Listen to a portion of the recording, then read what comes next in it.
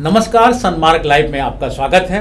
हमारे साथ हैं स्वदेशी जागरण मंच के राष्ट्रीय कार्यकारिणी में सदस्य मनोज सिंह जी। मनोज सिंह जी, आपका बहुत बहुत स्वागत है सन्मार्ग लाइव में। आपसे हम जानेंगे कि ये स्वदेशी जागरण मंच जो है वो समाज हित में, राज्य विकास में, देश को मानचित्र पर स्थापित करने में इसका क्या योगदान है और स्वदेशी जागरण मंच कैसे कैसे काम करती है। मनोज जी, स्वदेशी जागरण मंच क्या काम करती है जो बहुत कम समय में काफ़ी लोकप्रिय होती जा रही है? स्वदेशी जागरण मंच की स्थापना की पृष्ठभूमि अगर देखें तो पूरे दुनिया के अंदर गैट जब लगभग अपनी प्रासंगिकता खो रहा था, डंकल ड्राफ्ट बन रहा था उसके जनरल सेक्रेटरी द्वारा, उस समय देश के अनेक ऐसे जो अर्थशास्त्री थे जो राष्ट्र हित में सोचते थे, उन्हें लगा कि फिर एक दुनिया में जो नई व्यवस्था बनेगी वो यूरोप, अमेरिका वो अपने हित में बनाएंगे। और उस पृष्ठभूमि में उन आशंकाओं के समय स्वदेशी जागरण मंच का जन्म हुआ। और जिस समय देश के अंदर जिसको एलपीजी कहते हैं आप, लिबरलाइजेशन, प्राइवेटाइजेशन, ग्लोबलाइजेशन का दौर शुरू हुआ था, तो इसके भी क्या परिणाम होंगे, उसमें क्या आशंकाएं थी, इन चीज़ों को लेकर स्वदेशी जागरण मंच का 1991 में गठन हुआ था। और उस समय जो हम लोगों ने विकास के प्रति जो नज़रिया रखा था, मानव को केंद्रित विकास, प्रकृति के साथ समन्वय करके विकास, भारत चूँकि एक बड़े आबादी वाला देश है तो मैन पावर ओरिएंटेड विकास, ये सारी चीज़ें, एग्रो ओरिएंटेड विकास स्वदेशी जागरण मंच ने कहा था। लेकिन भारत ने जो रास्ता पकड़ा वो पश्चिम का रास्ता पकड़ा, और जिसका आज परिणाम है कि देश के कुछ लोग तो अति अमीर हो रहे हैं, लेकिन देश की एक बड़ी आबादी आज परेशान है, बेरोजगारी से परेशान है, छोटे मझोले उद्योग बर्बाद हो रहे हैं, किसानों की स्थिति बदहाली है। तो ये सारी चीज़ें इस नाते है कि जिसको हम स्वदेशी अर्थतंत्र कहते हैं और स्वदेशी अवधारणा के आधार पर विकास, जो गांधी जी ने रखा है, पंडित दीनदयाल उपाध्याय जी ने रखा है, दत्तोपंत ठेंगड़ी जी ने रखा है और अनेक विचारकों ने रखा है, उस रास्ते पे न चलने के कारण हुआ है। नहीं, आपने एक गैप की बात कही, बिल्कुल सही कहा कि दिन भर एक मजदूर अगर काम करता है तो 400 रुपया कमाता है। एक दूसरा वही आदमी ऑफिस में बैठ करके काम करता है तो दिन भर में उसका तनख्वाह 3000 होता है। अगर एक की बात कहें, आटा खरीदने जाता है तो 30 रुपये किलो वो भी आटा खरीदता है और जो 3000 कमाते हैं वो भी कमाते हैं। तो समानता कहाँ रहेगी? असमानता तो पूरी तरह से होगी। तो इसको नकेल देने के लिए, इस पर विराम देने के लिए स्वदेशी जागरण मंच की कोई ठोस पहल? देखिए, ऐसा है कि दीनदयाल जी ने भी कहा था और लोहिया ने भी कहा था कि ये रेशियो क्या होना चाहिए, बॉटम और टॉप का, 110 का, 120 का, ऐसा उन लोगों ने एक प्रतिपादित किया था। आज अगर आप देखेंगे तो देश में कोई सीईओ अरबों रुपए पा रहा है और कोई जो है न्यूनतम मजदूरी 300, 350 जो भी है, ये है। तो ये गैप्स है, और इस गैप्स को जब तक आप नहीं पाटेंगे तब तक जो आप देश का एक विकास की कल्पना कर सकते हैं वो नहीं हो सकता है। इसीलिए स्वदेशी जागरण मंच का स्पष्ट मत है कि आज भी देश के अंदर जो सरकारें हैं, हम सरकारें इसलिए कह रहे हैं कि ये प्रक्रिया 91 से जो शुरू हुई है और हमारा जो 91 से शुरू हुआ है, उन सरकारों ने विकास के लिए जो मानक रखे, उसमें मानक में रखा जीडीपी बढ़ा लेंगे, पर कैपिटा बढ़ा लेंगे तो समृद्धि आ जाएगी। इसके लिए क्या करना है? तो इसके लिए फॉरेन डायरेक्ट इन्वेस्टमेंट आ जाए, देश में विनिवेश हो जाए, ऐसे कुछ रास्तों को इन्होंने पकड़ा है और बड़े इंडस्ट्री, बड़े चीज़, इस आधार पे इस देश की विकास की आधारशिला रखा इन लोगों ने। हम लोगों का कहना था कि ये देश में जब तक सभी लोगों के हाथ में काम नहीं होगा तो आपकी जीडीपी बेमानी हो जाएगी, क्योंकि क्रिएशन ऑफ वेल्थ जो है वो आप आंकड़ों में दिखा के तो समृद्धि दिखा देते हैं कि जीडीपी इतनी पहुंची, लेकिन वो कितने हाथों में पहुंची? नहीं, एक अहम सवाल, अगर आप कह रहे हैं सबके हाथ के काम की बात, तो काम तो तब होगी जब आवश्यकता होगी। तो हम मुफ्त में अगर हम चावल दे दें, मुफ्त में अगर हम खाना दे दें, मुफ्त में हम अगर उनके जलावन का इंतज़ाम कर दें, तो इंसान तो आलसी प्राणी है। फिर हम कैसे विकास या विकसित प्रदेश देश की बात हम कर सकते हैं? बहुत सही चीज़ आपने कहा, और आने वाले समय में स्वदेशी जागरण मंच इसको अभी से रेज कर रही है। भारत में भी एक बात चल रही है, न्यूनतम बेसिक इनकम कि देश के सभी नागरिकों को 10,000 20,000 एक न्यूनतम, जिसकी राहुल गांधी ने अपनी घोषणा पत्र में भी की। स्विट्जरलैंड में इस पर रेफरेंडम हुआ, लोगों ने कहा हमको न्यूनतम बेसिक नहीं चाहिए, काम चाहिए। ये क्या है कि देश की जब समृद्धि का पूरा हिस्सा चंद हाथों में जाएगा तो देश में अनरेस्ट न हो, इसलिए कुछ लोगों को कुछ चीज़ें दे दी जाए ताकि उनकी सोचने की प्रक्रिया, उनकी क्रियाशीलता और बाकी चीज़ खत्म हो। लॉन्ग टर्म में इससे व्यक्ति का तो नुकसान होगा ही, देश का बहुत बड़ा नुकसान होगा। इसलिए इन सब बांटने वाली प्रवृत्ति के बदले आप आज कृषि के क्षेत्र में क्या स्थिति है, 60% लोग निर्भर हैं और 15% उसका आपको जीडीपी में कंट्रीब्यूशन है। उसका कंट्रीब्यूशन क्यों नहीं 58% है? क्योंकि उस ढंग से आपने कृषि के विकास की रचना नहीं की है, उसके एलाइड सर्विसेज की रचना नहीं की है। आप झारखंड की बात कीजिए संजय जी, आज तक यहाँ के मेडिसिनल प्लांट के मैपिंग करके और उसकी क्रॉपिंग करके और वैल्यू एडिशन करके क्या कमा सकते हैं, इसके बारे में प्लानिंग कमीशन के तिवारी जी ने कहा था कि इसमें ट्रिमेंडस और संभावना है। सही, आप सही। उसकी ओर नहीं गए। लेमन टी वगैरह के लिए हमारी ज़मीन जो है सबसे अच्छी ज़मीन मानी गई है, जो लेमन ग्रास, लंबा लंबा जो ग्रास होता है, कुछ खेती भी हुई लेकिन रह गया। फॉरेस्ट प्रोड्यूस आपका कोई काम नहीं हुआ है। वन विकास निगम है क्या है, गॉड नोज, कागजों पर तो है, लोग भी बनते रहते हैं, लेकिन उसने 10-20-50 हज़ार लोगों को रोजगार दी हो ऐसा नहीं है। बी कीपिंग हो सकता है, पशुपालन हो सकता है, ये ऐसे कृषि से जुड़ी हुई चीज़ हैं जिसमें कि एक बड़े पैमाने पर उनकी इनकम बढ़ाया जा सकता है। लेकिन क्या चल रहा है आज कि मनोहरपुर में भी और महुआडांड में भी जाके उनको आप हाउस कीपिंग की ट्रेनिंग दे रहे हो, उनको आप वैसी चीज़ों की ट्रेनिंग दे रहे हो जिसका आसपास में कोई रोजगार है ही नहीं, और रॉ मटेरियल है, कोई रिलेवेंसी नहीं है। आपने एक फ्रेमवर्क बना लिया दिल्ली में, रांची में, और उसी फ्रेमवर्क को चला रहे हैं। तो स्वदेशी जागरण मंच का बेसिक ये थ्रस्ट है कि जो रिसोर्सेज हैं, जितना ज़्यादा आप डिसेंट्रलाइज वे में उसके आधार पर प्लानिंग करेंगे तो वहाँ के लोग उसमें इन्वॉल्व होंगे। और जब इनकम जनरेशन ज़्यादा हाथों में जाती है तो सबकी परचेजिंग पावर जब बढ़ती है तो मार्केट में सामान्य चीज़ों की डिमांड बढ़ती है। कुछ लोगों की परचेजिंग पावर बढ़ेगी तो केवल लग्जरी चीज़ों की डिमांड बढ़ेगी, क्योंकि कोई व्यक्ति अगर 10 लाख से 10 करोड़ में गया तो वो जेट खरीद सकता है, 1.5 करोड़ की गाड़ी खरीद सकता है। सही बात है। लेकिन 1,000 लोगों को अगर 10,000 से वो 50,000 में जाएंगे तो जूते की, मिठाई की, कपड़े की, मोटरसाइकिल की, इनकी डिमांड्स, मतलब समाज की सारी चीज़ों की डिमांड्स बढ़ती है। और ये डिमांड्स जब बढ़ेगी तो प्रोडक्शन बढ़ेगा, वहाँ एम्प्लॉयमेंट होगा। ये चेन आज नहीं चल रहा है। मतलब बाजार पर नियंत्रण नहीं है। बाजार पर नियंत्रण मतलब मूल्य का नियंत्रण जिस ढंग से होना चाहिए उस तरह से बाजार पर नियंत्रण सरकार खो बैठी है, ऐसा हम माने क्या? देखिए, क्योंकि एक सामान, अगर कपड़े की बात करें, सेम कपड़ा अगर हम खरीदने जा रहे हैं, अगर किसी दुकान पे जाते हैं तो 40 रुपये मीटर मिलता है, सेम कपड़ा दूसरे जगह चल जाइए 45 मिलता है। डॉक्टर की फीस की बात करें तो उसी हिसाब से अपना है। सब्जी खरीदने जाए तो सेम आइटम है, अगर यहाँ ये है तो वहाँ वो है, तो वहाँ वो है, मैंने दाम में काफ़ी का अंतर है। सरकार के पास से को अगर मिला करके चले तो बाजार से नियंत्रण धीरे धीरे करके सरकार से ख़त्म होते जा रहा है। क्या तो खुद कह रहे हैं, कपड़े का तो वही दाम होता है, लेकिन सामान्य जगह में अगर 100 में है तो एक शोरूम में चले जाते हैं तो उसके एसी, मेंटेनेंस, बाकी को बढ़ गया। कोई ब्रांड उसमें लग जाता है तो उसके विज्ञापन का उसमें बढ़ गया, उसके स्टाफिंग पैटर्न जो है उसके कारण बढ़ गया। तो कपड़े का तो नहीं बढ़ता है। ये जो आपने टियर बना रखा है इसके कारण इसका आप दाम बढ़ाते हैं। इसीलिए ग्राहक पंचायत एक संगठन रहा है, अखिल भारतीय ग्राहक पंचायत, अभी बहुत उसका कार्य यहाँ नहीं है।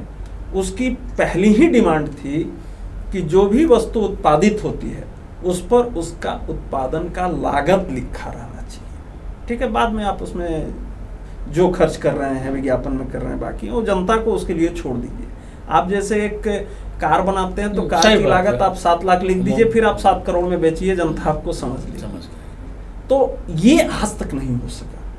क्यों हो सका? जो आपने जो कहा, सरकार तो अब खुद कह रही है कि ये बाजार नियंत्रित है इसलिए उसको हम नहीं रोक सकते हैं। पश्चिम क्या है कि बाजार नियंत्रित करता है समाज जीवन को, सरकारों को और बाकी चीज़ों को, और बाजार को रन करती है देश की जो 500 के लगभग जो बड़ी कंपनियां हैं, जिनके लिए वहाँ के राष्ट्रपति आके कहते हैं कि जीएम के लिए रास्ता खोल दो, बायर के लिए रास्ता खोल दो।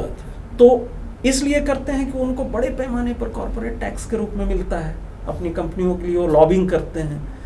तो कहने का मतलब है कि वही चीज़ धीरे धीरे जब उस रास्ते पे चल रहे हैं तो अपने यहाँ भी बड़े कॉर्पोरेट खड़े हो रहे हैं, मार्केट खड़ा हो रहा है। तो ये मार्केट ड्रिवेन इकोनॉमी हो गई है, जिसमें कई चीज़ों के बारे में सरकार सीधे हाथ उठा के दे देती है कि हम इसमें क्या कर सकते हैं, ये तो बाजार में ऊपर नीचे हुआ इसलिए हो रहा है। नहीं, ऐसा नहीं चल सकता। आप वेलफेयर स्टेट है, 125 करोड़ लोगों की आपके ऊपर रिस्पॉन्सिबिलिटी है।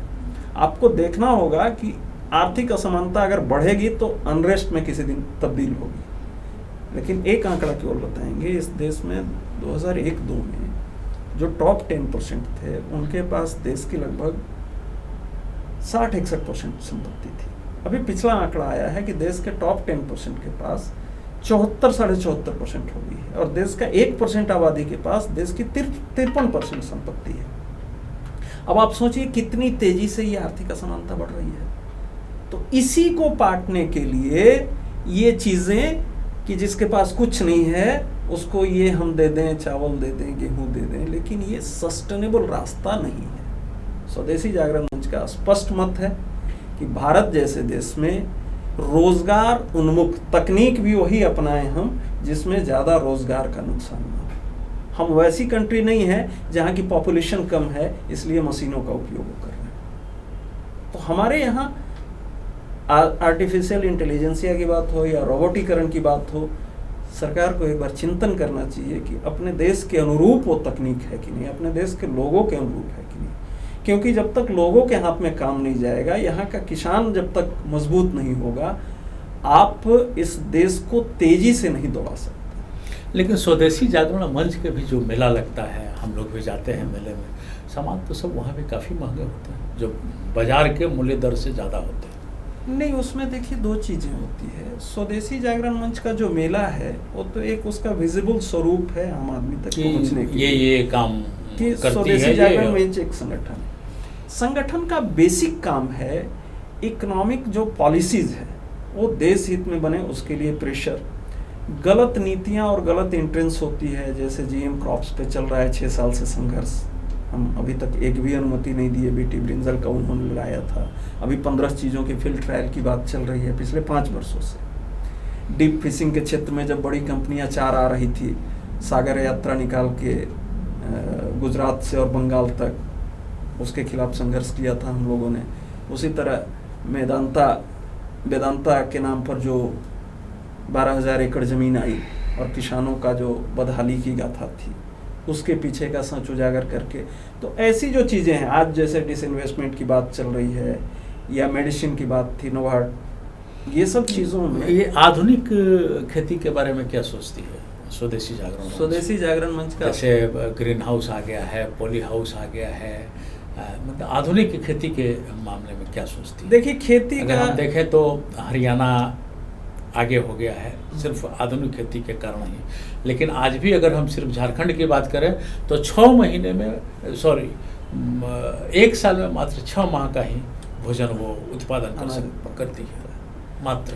देखिए स्पष्ट रूप से है, खेती कोई भी करे, मुख्य रूप से उसका उद्देश्य यही है कि मैक्सिमम यील्ड लें, ठीक है, प्राइमा फेसिया। बाद में हम उसके टेक्नोलॉजी पे जाएंगे कि रासायनिक के क्या दुष्परिणाम है इसके। अगर इसको भी पैमाना माने तो धर्मपाल जी गांधीयन फिलॉसफी के एक बड़े नाम थे, डेथ कर गए, सेंटर फॉर पॉलिसी स्टडीज़ उन्होंने स्थापना की। गुरुमूर्ति वैद्यनाथन जैसे लोग उससे जुड़े हुए रहे, गोविंद जी भी उससे संपर्क रखते थे।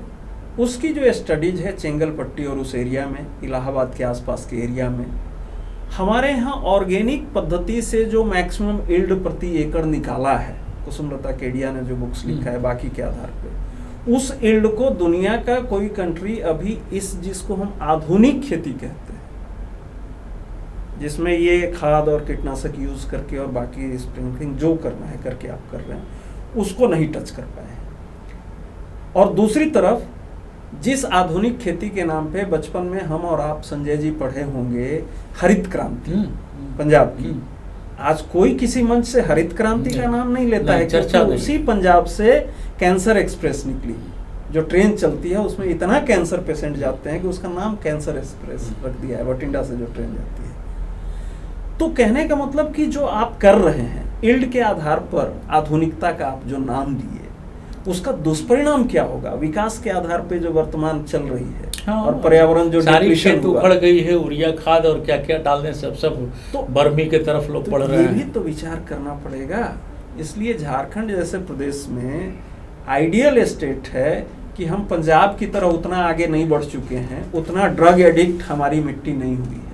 मैं अगर उसको दूसरे शब्दों में कहूँ, नहीं होता है कि एडिक्शन बहुत हो गया तो डॉक्टर भी कहता है कि एकदम मत छुड़ाइए, थोड़ा थोड़ा दीजिए। तो झारखंड के साथ है कि अभी ये थोड़ा ही थोड़ा लिया है। बहुत से जगहों में आज भी खाद वाद बहुत नहीं देते हैं, एक आध बार छींट दिए तो छींट दिए। तो यहाँ की सरकार को प्रायोरिटी बेसिस पर ये ऑर्गेनिक की ओर तेजी से बढ़ना चाहिए। लेकिन आज भी जब आप फंड रेशियो देखेंगे तो जितना इस केमिकल और पेस्टिसाइड पे बजट है, ऑर्गेनिक पे उसका बहुत एक छोटा सा, जबकि हमको चाहिए था कि इसको हम तेजी से ग्रोन अप करें। खेत बर्बाद हुए हैं, थोड़ा टाइम लगेगा, लेकिन मेरा विश्वास है कि हम उससे ज़्यादा उपज दे पाएंगे। स्वदेशी जागरण मंच इस ओर भी जा रही है क्या? हाँ, इस देखिए स्वदेशी क्या योजना क्या है? स्वदेशी जागरण मंच बेसिकली एक संगठन नहीं, मंच है। पहली तो बात सही बात है। इसलिए मुद्दों आधारित हम अभी जो किसान जुटान किए थे उसमें देश भर के किसान जुटे थे। उसमें 2 दिन में 2 तरह का मंथन हुआ। एक दिन मंथन हुआ था कृषि के क्षेत्र में भारतीय पद्धति से, ऑर्गेनिक पद्धति से जो अप्रोच चल रहे हैं और उसके जो परिणाम हैं उस पर डिस्कशन और उसको फिर कैसे फैलाया जाए। तो उसमें काम करने वाले किसी विचार के लोग हों उनको जुटाया, इसलिए कि उनको भी आपस में लगे कि हम अकेले नहीं हैं, जो फैसिलिटेशन कर सकते हैं। और दूसरे दिन चला था कि ये जो खतरे हैं, बायर का खतरा हो या कारगिल कंपनी का खतरा हो या मॉन्सेंटो का खतरा हो, इनसे कैसे निपटा जाए। क्योंकि जब लीगल तरीके इनको नहीं मिलते हैं, जैसे बीटी कॉटन की लीगल परमिशन नहीं मिली तो इलीगल शुरू करवा के फिर किसानों से शुरू करवा के और उसको मनवा लिया। तो आज हमारा कॉटन में, कपास में हमारी कई वेराइटीज़ खत्म हो गई और सबसे ज़्यादा आत्महत्या उसी क्षेत्र में हुआ है किसानों का। अभी ये 15 क्षेत्रों में घुसना चाहते हैं। तो उस विषय पर हुआ। तो इसलिए अलग अलग विषयों पर स्वदेशी जागरण मंच जो देश भर में काम करते हैं उनके लिए पॉलिसी मेकिंग में क्या हो सकता है और उनका आपस में इंटरेक्शन, प्लेटफॉर्म देना और फैसिलिटेट करना, क्योंकि हम तो एक मूवमेंट है, ऑर्गेनाइजेशनल स्ट्रक्चर इसका कोई बहुत वैसा है नहीं। जनता, राज्य की जनता या देश की जनता जब स्वदेशी तो भाई अपना हो गया, अपना देश से जुड़ा हुआ हो गया, तो राज्य की जनता उम्मीद क्या करे या देश की जनता, हम समाज के लोग स्वदेशी जागरण मंच से क्या उम्मीद करें? क्योंकि 91 में इसकी स्थापना बड़े तामझाम से हुई थी और बहुत उम्मीद के साथ ये आया था। तो अभी लगभग ये पूरी तरह जवान हो गया है। देखिए, इसमें हम लोगों के लिए खुशी का विषय एक ही है कि जिस तात्कालिक कारण WTO या गैट के कारण हम आए, आज गैट WTO पूरी तरह से लगभग डिफंड है, उसकी कोई भी वार्ता दौर पूरी नहीं हो पा रही है। हम उस पर कीन नज़र रखते हैं। भारत की प्रतिनिधिमंडल जाती है, हम भी वर्कआउट करके भारत के विभिन्न संस्थाओं के द्वारा उसको इनपुट्स देते हैं। हमारे प्रतिनिधि जितने मिनिस्ट्रियल राउंड हुए हैं, SJM के प्रतिनिधि उसमें प्राइवेट फॉर्म में पार्टिसिपेट करते रहे हैं। दूसरा, 1991 में जब हम चले थे तो देश की प्रतिष्ठित मैगजीन ने लिखा था कि स्वदेशी जागरण मंच इसको बैलगाड़ी युग में देश को ले जाना चाहती है। 15 अगस्त को लाल किला के प्राचीर से जब प्रधानमंत्री ने कहा कि हम अपने उपभोग के बाकी के चीज़ों को स्थानीय स्तर पर उत्पादित करें और स्थानीय स्तर पर उत्पादित चीज़ों को लें, उस पे अगर नहीं होता है तो थोड़ा उससे दूर जाएं, ऐसे करके स्वदेशी की मूल अवधारणा को जब देश के प्रधानमंत्री लाल किले की प्राचीर से रखते हैं तो हमें लगता है कि उस झंझावात में जो दीपक जला के उस विचार को हम लोग यहाँ तक लाए हैं, उसकी ओर अब सरकारों की भी नज़र आई है और उन्हें भी लगता है कि इसी रास्ते से हम विकेंद्रित अर्थव्यवस्था के माध्यम से रोजगार भी क्रिएट कर सकते हैं और देश का सामान्य जन समृद्धि की ओर जा सकता है। ठीक ही कहा मनोज जी ने, पारंपरिक को परंपरा बना करके और वर्तमान में हम लोग को चलने की ज़रूरत है, तभी देश आगे बढ़ पाएगा, लोग यहाँ के खुशहाल रह पाएंगे। बहुत बहुत धन्यवाद मनोज जी आपको सन्मार्ग लाइव के में आने के लिए, और मुझे इजाज़त दीजिए। नमस्कार। बहुत बहुत धन्यवाद सन्मार्ग को और आपको संजय जी।